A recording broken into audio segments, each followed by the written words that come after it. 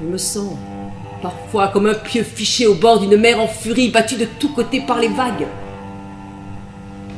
Mais je reste debout. J'affronte l'érosion des années.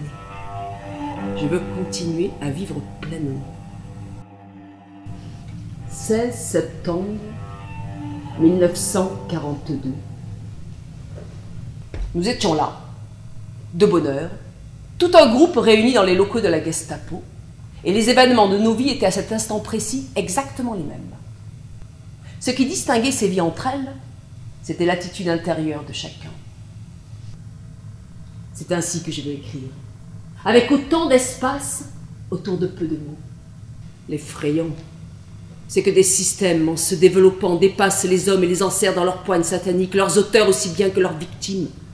J'avais l'impression de reposer sur la poitrine nue de la vie et d'entendre le doux battement régulier de son cœur.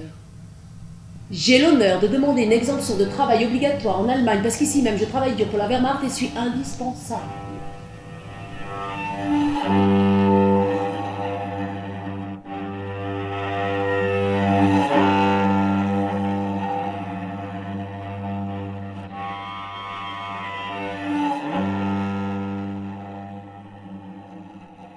Les portes se referment sur des grappes humaines comprimées, rejetées à l'intérieur des bétaillères.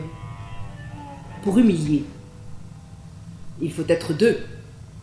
Celui qui humilie, celui qu'on humilie. Je maintiens que faute d'opposer à toute cette grisaille quelque chose de rayonnant et de fort, qui soit la promesse d'un recommencement dans des lieux entièrement nouveaux, nous sommes perdus. Perdus pour de bon et pour toujours. J'éprouve un amour et une pitié très profonde pour les êtres, pour l'humanité en général. Je vais t'aider, mon Dieu, à ne pas t'éteindre en moi, mais je ne puis rien garantir d'avance.